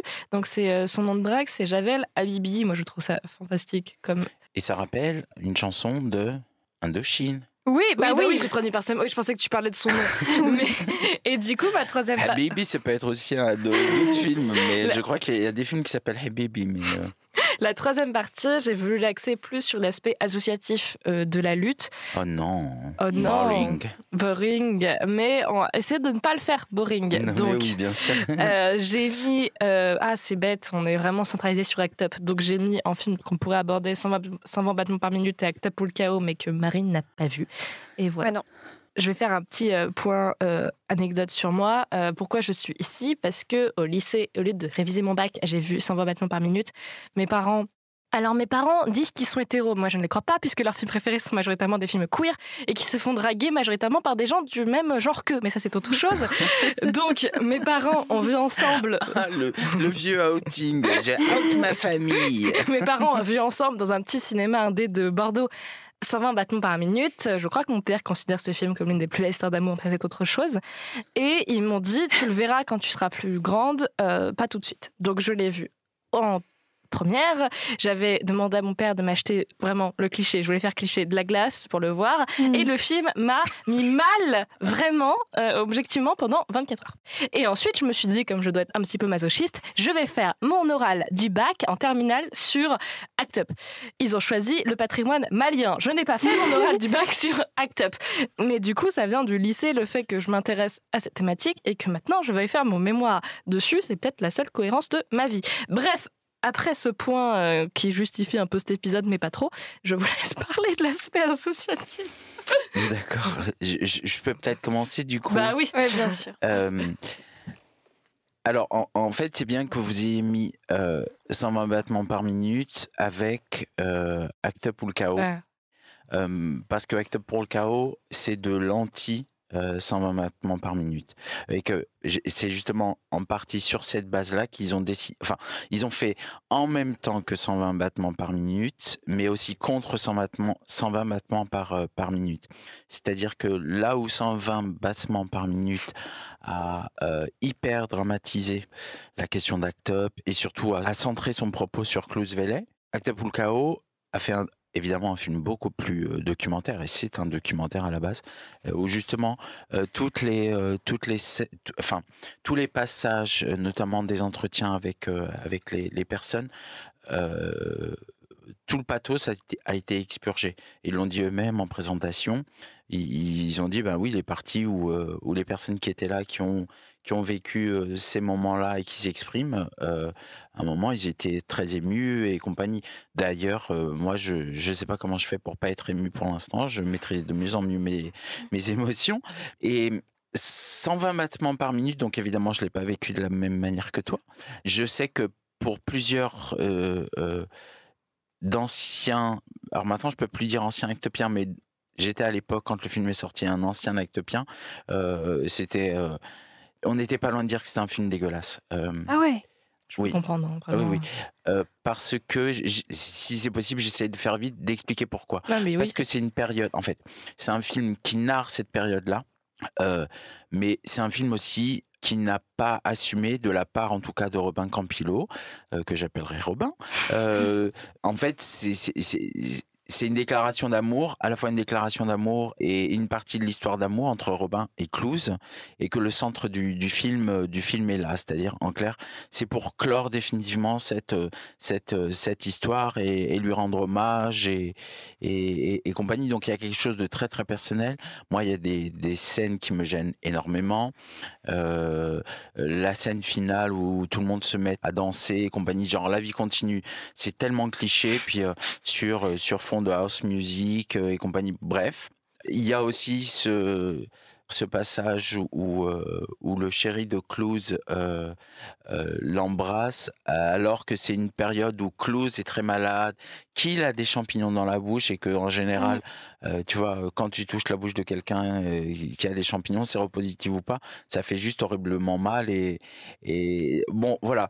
Et moi qui ai pu connaître, pas longtemps, mais qui ai pu le connaître Cluse, c'est pas du tout l'image qu'il avait à l'époque, c'est pas comme ça qu'il se vivait à Act Up.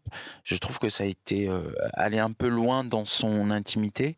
Et celui que moi j'ai beaucoup connu, en revanche, c'est le mari de Clouse, Philippe, qui justement avait cette distance critique à la fois vis-à-vis de son mari, de ce qu'il traversait, qui était là surtout pour l'accompagner, et ainsi de suite. Et il y a d'ailleurs un très très beau texte de Philippe Labbé, qui est décédé lui aussi, pas du sida, mais qui est décédé.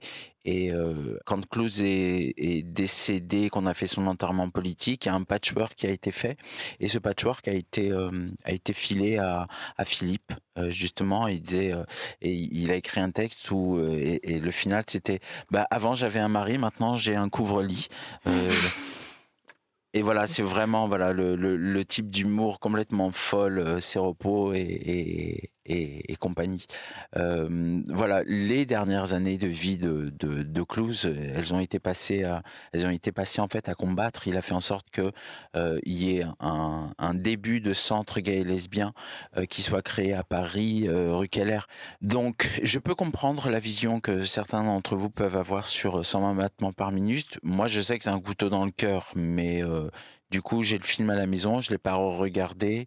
Et puis juste de se dire, enfin, c'est comme si on faisait un film sur vous, sur votre génération là maintenant, alors que vous avez l'impression que c'est pas ce que vous avez vécu. Vous auriez un truc de l'ordre du ressenti qui serait dur à vivre, quoi. C'est juste ça. Après, justement, c'est pour ça que je les ai mis tous les deux, et je suis très contente d'avoir fait ça.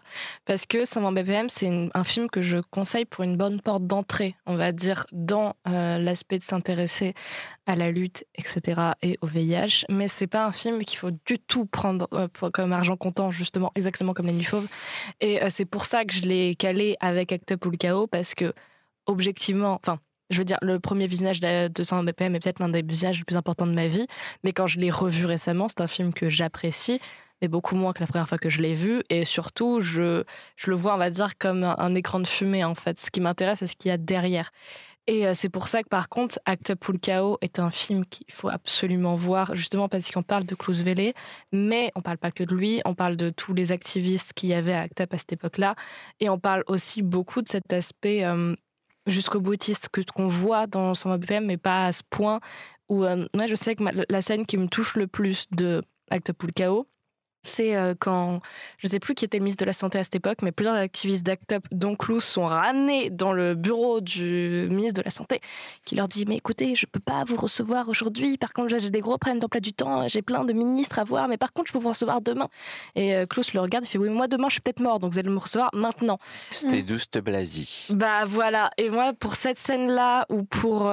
j'étais pas du tout au courant, mais alors je vais peut-être mal résumer, parce que je me rappelle plus, je l'ai vu qu'une fois, mais les trithérapies, il était question qu'à la base ça soit qu'aux US, ou en tout cas pas tout de suite en Europe, et ce qui était absolument meurtrier, et du coup Act Up ont occupé le labo. En tout cas, ils sont venus dans le labo, ils ont fait une action, et alors que d'autres étaient au sommet pour les trithérapies. Et Act Up a fait qu'appeler le labo aux US en fax, je crois, pour les faire chier, et le lendemain, ça leur a fait peur, et ils ont dit que les trithérapies allaient être en Europe. Et en fait, l'action d'Act Up, c'est un prétexte dans 120 BPM. Il y en a, mais il y a très peu d'action en fait, et c'est pour ça que je me perds en fait. Je vais regarder Act Up ou le Chaos. Mais justement, en fait, alors, il y a des choses très justes dans 120 BPM. C'est pas un film à jeter à la poubelle, mais tu l'as très bien dit, Mao, c'est un film qui va être une porte d'entrée. Parce que au fond, ce que fait 120 BPM, c'est que il fait de la muséologie. C'est-à-dire qu'il essaye de porter un regard, et en fait, il fige l'histoire d'Act Up dans une image très précise, l'image très activiste, mais aussi assez dure de la réalité à l'époque et compagnie. Mais Act Up, c'est aussi énormément et avant tout une question d'expertise. C'est-à-dire que c'est à partir de cette situation-là que des gens se sont mobilisés, que Didier Lestrade a décidé de créer un comité interassociatif sur justement les questions de traitement, le fait justement qu'il y avait des médicaments produits aux États-Unis qui étaient commercialisés aux États-Unis, mais pour lesquels il n'y avait pas d'autorisation de mise sur le marché en France, et qu'en effet, à l'époque, on faisait des app-fax, des app-phones et compagnie, et Dieu sait que j'en ai fait, moi. Et bon, comme d'ailleurs toute la communication d'Act Up, quand il faut envoyer un communiqué de presse à 100 journalistes par fax, c'est juste, mais j'ai passé des après-midi, quoi. Enfin, j'étais en mode Jurassic Park à l'époque. Bref, tout ça pour dire que voilà, Act Up, c'est avant tout et surtout de la transmission de savoir, du partage de savoir et de l'expertise, et que le film est arrivé à une période où la nouvelle génération était déjà là pour voir ce film. C'est exactement l'exemple que tu donnes, tes parents qui te disent non, tu le regardes pas tout de suite, mais plus tard tu pourras le regarder. Et c'est exactement ça. Et c'est-à-dire que il y a eu apparemment des gens qui sont venus à Act Up réellement. Et en fait, quand ils ont vu que c'était pas les folles avec des drapeaux, du faux sang et compagnie, il y en a pas mal qui se sont dit oh bah tant pis, on repart juste avec un t-shirt et voilà quoi. Et nous actuellement, par exemple, il y a tout un public qu'on n'arrive pas à fixer justement pour ces raisons-là, puisqu'ils se sont fait une image de ce que pouvait être Act Up Paris, de fantasmer autour de ça, et que en clair, la réalité, c'est se taper comme à l'époque, lecture d'abstracts, de documents sur le VIH/SIDA qui concernent les traitements, enfin des trucs hyper scientifiques, et que en général, c'est pas super fun quoi. Là où justement et je termine, hein, j'essaie de terminer vite.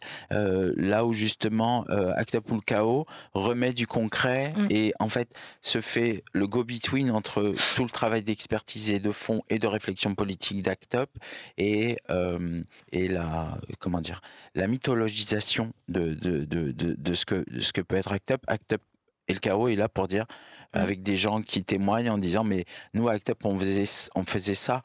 Pour ça, Act Up au départ, c'est pour surtout maîtriser nous-mêmes notre propre image, justement pour qu'on sorte des représentations morbides, misérabilistes qu'il y avait à l'époque. Et c'est pour ça qu'Act Up a été créé. C'est Act Up, à la base, et tel qu'il a été pensé par Didier Lestrade, Pascal Loubet et Luc Coulavin, c'est un média, c'est être visible pour ne pas mourir. Justement, en fait, je suis en train de repenser à 120 BPM et ces aspects-là sont présents, mais c'est pas les deux personnages principaux, c'est ceux qu'on regarde moins et qui, en le revoyant avec ma grand-mère récemment, qui l'avait aussi vu au cinéma avec mon grand-père quand c'est sorti, c'est vous dire, c'est centralisé dans les personnages de Thibaut, qui donc est joué par Antoine Reinhardt et qui est l'allégorie de Didier Lestrade, et Adèle Haenel. Et en fait, ces personnages sont un peu perçus par les autres comme les relous de service dans Act Up. C'est exactement le cas. Hein. C'est les relous de service. Moi qui connais très bien Didier Lestrade, il est relou. Mais à côté de ça, c'est Thibaut qui parle de prévention, c'est Thibaut qui parle, qui va s'adresser au médecin en disant qu'à force de lui regarder tous les bouquins qui sortent tous les ans, tous les jours sur le VIH, il est peut-être même plus formé que lui, parce que cet aspect, il est un peu mentionné dans le film, mais il faut le prendre en compte. À cette époque-là, les personnes séropos et leurs alliés étaient quasi autant au courant, ce n'est plus que les sachants, les médecins, et ça a été l'une des premières fois où ça a été comme ça. Et justement, en fait, 120 BPM est intéressant pour tous ces petits personnages à la marge qui font énormément de choses. Il y a beaucoup de bureaucratie dans le film, mais c'est pas Sean et Nathan qui le font. C'est tous les petits relous à côté qui disent de pas gueuler en AG. Oui, mais c'est exactement ça. C'est exactement ça. Pour parler de ma propre expérience également, 120 BPM, ça a été ma porte d'entrée. Parce qu'avant, je connaissais rien sur le sida. La seule référence que j'avais, c'était Freddie Mercury, qui n'est pas forcément la meilleure représentation de ça. Donc, je me suis dit, ok, je vais m'y intéresser et tout. Et vraiment, 120 BPM, ça a été ma première, on va dire... vision ou version que je me suis faite, ou porte d'entrée vers tout ce qui est m'intéresser à l'épidémie, voilà. C'est tout ce que j'ai à dire, j'ai l'impression. Mais c'est important que tu le dises, parce que Moi, je suis très critique vis-à-vis de 120 BPM, et puis parce que je connais très bien Robin Campillo, qui habite dans la même ville que moi, à moins qu'il ait déménagé, que je connais très bien Philippe Mangeot, qui a été son principal conseiller, qui a été ancien président d'Act Up Paris. Des raisons plus, on va dire, plus perso et familiales, mais et historiques surtout, en fait. Hein. Mais j'allais dire quoi? Je me suis perdu. Je parlais de... Et moi, les filles. L'aspect porte d'entrée porte d'entrée, voilà. Même si je suis très critique avec le film, pour plein de raisons que j'ai expliquées avant, ce film, il a quand même reçu un prix. Et c'est super important, en fait, de rappeler plusieurs, ça. Hein, même plusieurs, ouais, mais en tout cas, voilà. Il a été mis sur le devant de la scène. C'est justement une porte d'entrée. Une porte d'entrée pour que les plus jeunes d'entre vous qui ne connaissent pas cette histoire-là particulière et compagnie puissent s'y intéresser et compagnie, et puis ça ouvre des ponts et compagnie. Après, voilà, un des rôles d'Act Up actuellement serait justement de travailler toute cette question de la transmission des luttes, de l'esprit des luttes et des savoirs. En tout cas, c'est ce à quoi j'essaie de m'employer, mais it's just so fucking difficult. C'est pas la Palme d'Or? Attends, non, je les ai sous les yeux. C'est Grand Prix du Festival de Cannes, la Queer Palme. Si on est dans les Césars, meilleur film, meilleur acteur dans un second rôle pour Antoine Reinhardt. Je suis très contente que ce soit lui qui l'ait eu. Meilleur espoir masculin pour Nawel Pérez-Biscayart. Meilleur scénario original, meilleur montage et meilleure musique originale. Ah ouais. Voilà, il a été nommé dans tout le reste des catégories, grosso merdo. Ce que je voulais dire, c'est... Oui. Peut-être le fait qu'il ait eu autant de prix, je pense que c'est encore une possibilité pour que ce message-là et que ces représentations soient visibles, pas qu'en France, mais aussi à l'étranger, dans d'autres pays. Enfin, que ça puisse encore ouvrir les yeux et que ça permette encore que ce soit une porte d'entrée, mais pas forcément pour des gens français, parisiens qui s'intéressent à ça. Alors, en plus, c'est un film qui a assez bien marché. Il n'a pas fait 1 million d'entrées, mais je pense qu'il a fait 800 000 entrées. Je vous dis, même des grands-parents y sont allés. Donc, c'est un... Il y a eu vraiment, je ne sais pas si c'était l'objectif du réalisateur, mais un aspect générationnel quand il est sorti. Et moi, ce que j'aimerais bien, c'est que cet épisode, s'il a beaucoup d'audience, ce que j'aimerais vous dire, c'est si cet épisode ou 120 battements par minute ou un autre film qu'on a cité a été votre porte d'entrée pour la lutte contre le sida, rejoignez Act Up ou d'autres assos qui militent, parce que là, j'adore les RH, on mange des crêpes waouh, c'est trop bien, mais on est factuellement 8. Je pense qu'il y a beaucoup plus d'adhérents, mais à aller souvent en RH, on est très peu et on a besoin de militants parce que c'est dramatique déjà le fait que les gens se protègent moins. L'élection de Donald Trump, on pourra brièvement en parler en conclusion si tu veux le faire, Arlindo. Non, on ne le fera pas alors, mais vous vous renseignerez, ce n'est pas à nous de toujours tout expliquer. Mais ce que je voulais dire, c'est que oui, on manque de militants jeunes et il faut venir chez Act Up. Oui, et papy Arlindo ou mamie Arlinda, comme vous voulez, est là pour vous donner quelques conseils. Je suis toujours très bienveillant là-dessus. Non, je n'ai pas envie de parler de Trump là, parce que je suis en train de beaucoup m'amuser tout en parlant de choses très sérieuses avec vous. Et donc, c'est super cool. Et je voulais rajouter un petit truc. Ah oui, alors, c'est important quand on fait de la transmission, notamment historique et des luttes, d'avoir comme ça des petits objets. Et je voulais juste vous dire, en tout cas à vous deux, que si vous voulez une des affiches de 120 battements par minute qui ont été utilisés pendant le film, il y en a qui traînent. Oui, je veux bien. Et je peux vous les réserver, comme ça vous aurez un objet du film 120 battements par minute, comme moi j'ai pu avoir des objets faits par les décoratrices de Jeanne et les garçons formidables. Voilà. Donc si vous voulez, des pancartes qui ont été utilisées pendant le film, je réserve une pour Marine et une pour Mao. Ah ouais, je veux bien. Okay, merci, cool. c'est super gentil. Et je voulais dire un dernier truc. Oui, donc déjà, ça c'est formidable ce que tu dis. Juste pour revenir à Act Up, je sais pas si c'est pareil pour les autres assos, mais les RH à Act Up, donc c'est toutes les semaines, toutes les semaines à part quand c'est annulé, ça arrive mais pas très souvent. Tous les lundis, exactement. Tous les lundis sont ouvertes au public, c'est-à-dire que tu n'es pas obligé d'être adhérent à Act Up pour y assister. Par contre, si tu veux voter, il faut adhérer. Et l'adhésion se fait une fois, ce n'est pas un abonnement mensuel, mais il y a deux tarifs, je les ai plus exactement, pour les personnes, on va dire lambda, et les personnes étudiantes, précaires, chômeuses. Voilà. Voilà, oui, si vous êtes étudiant et que vous galérez pour payer une adhésion sur l'année, voilà, on peut faire un prix. L'idée après, c'est de venir aussi avec ce que vous êtes, ce sur quoi vous avez envie de bosser.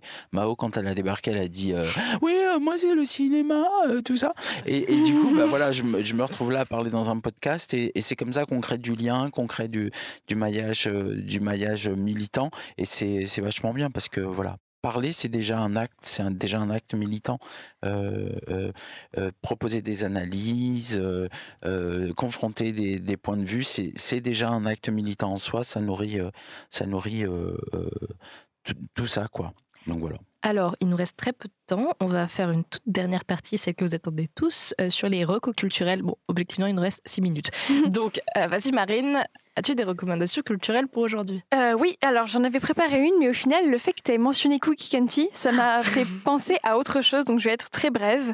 Il y a un bar / cabaret dans le Marais qui s'appelle le Wooz. Je ne sais pas si vous connaissez, mais tous les dimanches soirs, il y a un événement, une compétition un peu inspirée de Drag Race qui s'appelle Drag Me Up et qui est présentée par Cookie County dans ce bar. Et donc, c'est à partir de 21h, c'est gratuit tous les dimanches soirs et il y a une compétition entre 3, enfin ça dépend, c'est un peu sur le même principe que Drag Race, donc il y a d'abord les différentes poules, donc les sélections, après il y a les quarts de finale, demi-finale, finale, et on élit la drag queen ou le drag king de cette Drag Me Up qui va ensuite aller je ne sais où, mais je me suis pas trop renseignée là-dessus, mais c'est vraiment trop cool parce que tous les dimanches soirs, il y a 3 drag queens ou drag kings qui viennent s'affronter et présenter leur numéro, donc il y a 3 numéros, il me semble qu'il y a le numéro Best Outfit, il y a le numéro Lip Sync et la carte blanche, il me semble, et vraiment c'est trop cool, elles sont trop belles, ils sont trop beaux, et les gens là-bas, vraiment, il n'y a que de la bienveillance, il n'y a que de l'amour, il n'y a que des gens magnifiques, donc je peux que vous inviter à y aller. En plus c'est gratuit, c'est dans le Marais, donc c'est desservi par tous les transports jusqu'à je sais pas quelle heure, et c'est présenté par Cookie County, donc vous pouvez voir Cookie County, voilà, là-bas, elle est trop cool, trop sympa. C'est à ton tour pour les recommandations culturelles. Moi, les cookies, en fait, je serais à la maison en train de les manger plutôt que... Parce que, bon, il faut que j'aille voir qui est Cookie County. Excusez-moi, je suis un peu... Pas de problème. Je suis encore... plutôt en mode New York, section criminelle à 23h sur TF1. Je suis désolé. Non, moi, alors je vais faire une recommandation sur la santé pour le public le plus jeune. Rappelez, alors je vais m'écarter un petit peu de la question du VIH/SIDA, mais rappelez qu'il y a un vaccin super important à faire, outre tous les vaccins qu'on doit faire, c'est celui contre le HPV, voilà, puisqu'il y a vraiment encore trop peu de personnes, surtout en cette période très anti-vaccin, qui se vaccinent contre le HPV. Et puis sinon, juste une recommandation, Sam Boursier du collectif Archives LGBTQI+, sort un livre sur la question des archives justement, et qui sera présenté, alors il est le 18 mai au Mot à la Bouche. Bon voilà, juste pour dire que sur la question d'Act Up et que la question des films qui ont représenté les problématiques autour du sida, il y a beaucoup de choses à faire et à aller travailler, notamment en termes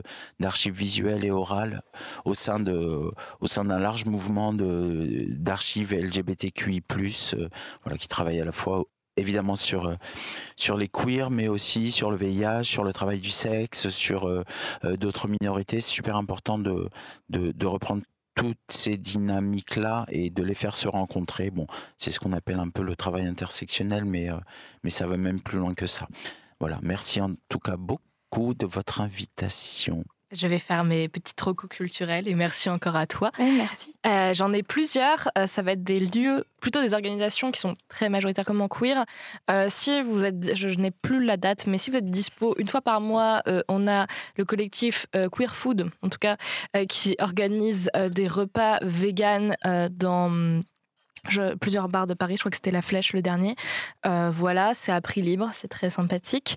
Il y a plusieurs... Moi, si vous voulez, j'écris de plus en plus et je fais de plus en plus de scènes ouvertes. Donc, il y a beaucoup de lieux qui permettent d'en faire, comme le Cénobar à Belleville, qui si vous venez entre 18h30 et 20h30, vous inscrivez, vous êtes sûr de passer en mettant votre nom dans le chapeau. La tenancière du bar est une femme à lunettes et à salopette qui est incroyable.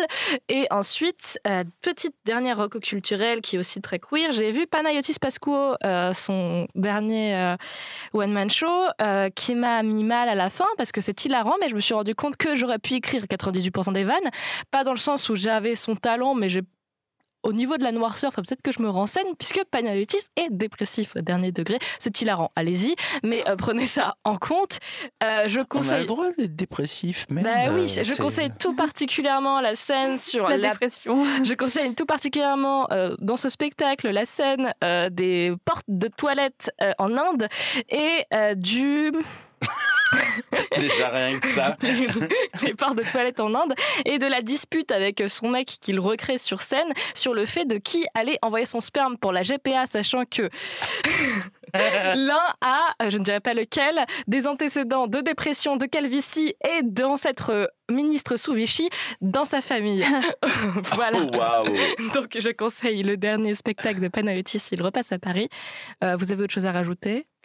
C'est tout. Merci beaucoup d'être venu. C'était hyper inspirant. Voilà, comme il nous reste... Moi, je suis super... Juste un dernier truc, encore une fois, voilà, on parlait des femmes dans la lutte contre le sida, mais dans beaucoup de luttes en général, et encore une fois, voilà, je discute avec des femmes, quoi. C'est pas des mecs qui sont là. Bon, bref, à part... il aurait pu. À part la technique et cette beauté qu'est Hugo, mais... Ah non, mais Hugo est magnifique. Hugo est vraiment magnifique. Voilà. Ça y est, j'ai fini, parce que si je parle d'Hugo, après, ça va être problématique. Ça peut être coupé au montage. Hein, on va être forcé d'être coupé parce qu'il nous reste 8 minutes. Merci, en tout cas. J'ai dû me lever de ma chaise parce que j'ai fait que de bouger. J'espère que ça ne s'entendra pas au micro. C'était Et pourtant ça tourne dans cet épisode, 10e épisode du podcast avec Arlindo et Marine. Je pense qu'on peut couper le micro. Bonne journée à tous. Stay here, stay queer. Bonne hôte, partenaire.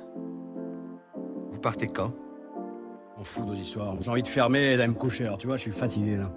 Vous avez fait du bon boulot ce soir. En dépit de tout ce qu'on peut vous raconter, les mots et les idées peuvent changer le monde. Au revoir, monsieur Simon.